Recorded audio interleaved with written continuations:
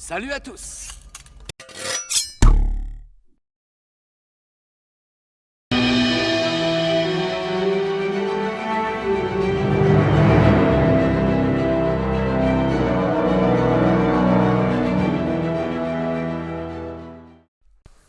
Salut à tous, on se retrouve aujourd'hui pour parler des sorties comics de Mesh et Panini, et pour une fois on parlera pas que de Marvel. Déjà, première chose, le printemps des comics. Qu'est-ce que c'est? Panini en fait ils ont fait une offre, on a 10 bouquins à 5 euros, c'est vraiment des bons récits. Personnellement j'en ai pris que un, parce qu'en réalité la plupart je les ai déjà, mais c'est vraiment des trucs que je vous recommande à fond, surtout vu le prix. On a le tome 1 de Venom par Donny Cates qui s'appelle Rex. J'arrête mon argumentation ici, vous savez déjà. On a le tome 1 d'Immortal Hulk.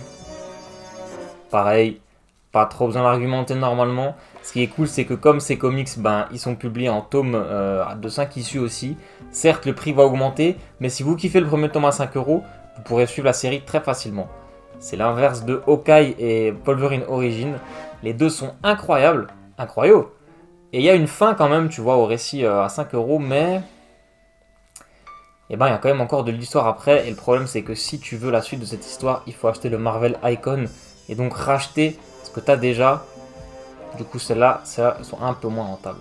On a l'incroyable Thanos Wins, toujours par le roi Donny Cates. Ça, c'est un one-shot, c'est épique, foncez dessus. On a Spider-Man bleu et Daredevil jaune. Alors, Daredevil jaune, ça, je sais pas trop ce que c'est. Celui-là, je me suis pas trop intéressé. Mais moi, j'ai pris Spider-Man bleu. C'est un récit où Peter, il ressasse la mort de Gwen pour la Saint-Valentin. C'est très très très touchant, on s'attend pas à lire des récits comme ça sur Spider-Man, c'est fort en émotion, donc j'ai plutôt kiffé la lecture. Et voilà. Et puis on a la vie de Captain Marvel et les débuts de Thor Jane Foster. Alors les débuts de Thor Jane Foster, même si c'est par mon némésis Jason Aaron, c'est plutôt pas mal. La vie de Captain Marvel entre nous, c'est pas, je trouve, le récit le plus foufou du personnage. Ça revisite un peu ses origines, notamment avec sa mère. Et puis on a un truc Ultimate. Voilà, c'est l'univers alternatif Ultimate, je n'aime pas spécialement. Mais voilà, Venom, Thanos, Hulk, Hawkeye, Wolverine, Spider-Man, 5 euros. Après, vous connaissez Donofix, je vous en parle pas ce mois-ci. Empire, on a l'avant-dernier tome qui est sorti, donc voilà, c'est toujours très sympathique, des très beaux dessins. On a notamment dedans un one-shot sur Swordsman, je sais pas s'il est sur la cover, si il est là.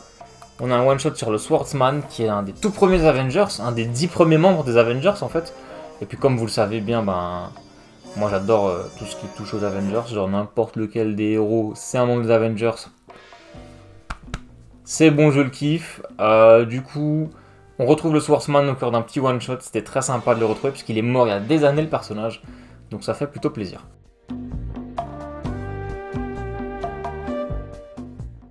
À part ça, en réalité, il n'y a pas trop de sorties chez Marvel qui m'ont intéressé personnellement. Après, comme d'habitude, il y a plein de trucs qui sont sortis. Il y a notamment Strange Academy, un nouveau comics qui met en scène plein de petits enfants sorciers, des 10 royaumes. Il y a des géants des glaces, des elfes, il y a le neveu de Dormammu. Et puis, c'est dans une école de magie qui est gérée par Doctor Strange. Les professeurs, c'est Docteur Vaudou, Wanda et tout ça.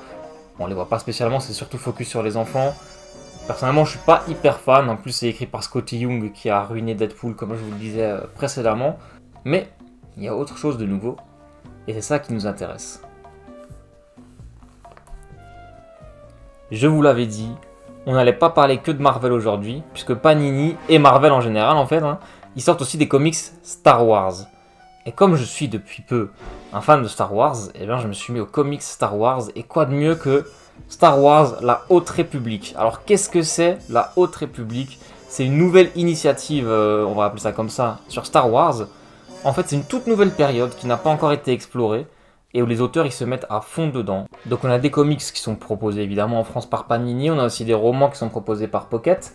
Et puis voilà, ça explore cette nouvelle période avec plein de Jedi, 200 ans avant la guerre des clones, il me semble que je vous dise pas de bêtises, je vais vérifier.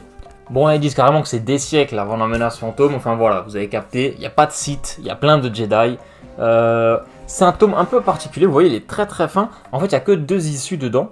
Donc il est relativement peu coûteux, je sais pas si ça se dit tout ça, mais il est 6 euros quoi, donc c'est le prix d'une issue aux États-Unis. Donc là, on en a deux pour le prix d'une avec une belle cover en carton et tout. C'est plutôt sympa. Pourquoi un tel format? Ben, évidemment, Star Wars et un tel engouement, c'est un peu plus gros. Ça fait mal de le dire, mais c'est un peu plus gros que celui pour les comics Marvel. Donc ils sont empressés de sortir ça en France. Et du coup, on aura très peu de décalage avec les États-Unis pour suivre le comics de la Haute République. Puisque les autres tomes, ils arriveront très vite aussi. Avec pareil, à chaque fois 2 issues, des petits tomes assez fins.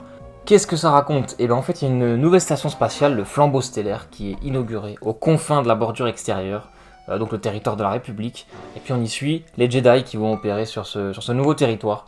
Donc on a 3 personnages principaux plus ou moins dans ce comics. On a principalement la Padawan, alors attendez que je me rappelle son nom parce que tous leurs noms se ressemblent, c'est un bordel, qui s'appelle Kiv Trennis. Donc on a voilà, une Padawan, Kiv Trennis, c'est plutôt elle le personnage principal on va dire, avec son maître... il a un nom, c'est un bordel aussi lui. Skryr, avec 2 S. Le maître Skryr, qui est de la race de Bossk, vous l'aurez reconnu. Et puis on a du coup la marshal de la station spatiale. Donc c'est que 2 issues, donc il n'y a pas énormément de choses à dire. Mais honnêtement, ça commence plutôt bien. Pour les amateurs de Star Wars, d'univers étendu, on va dire, c'est Charles Soules qui régit un peu le projet. En tout cas, il est dessus. Bon. Vous le savez, du coup, ceux qui s'y connaissent, c'est un excellent auteur de comics Star Wars, notamment Dark Vador, Seigneur Noir des Sith, et plein de comics sur Dark Vador, en fait, les comics sur Kanan Jarrus, il a fait des super comics sur Daredevil chez Marvel, si ça vous parle.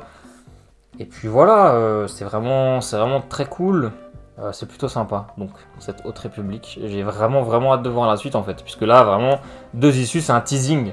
C'est horrible, c'est un teasing, ça tease tellement de choses et j'ai vraiment trop envie de voir la suite parce que Star Wars c'est trop cool, donc voilà. C'est tout pour moi du coup ce mois-ci.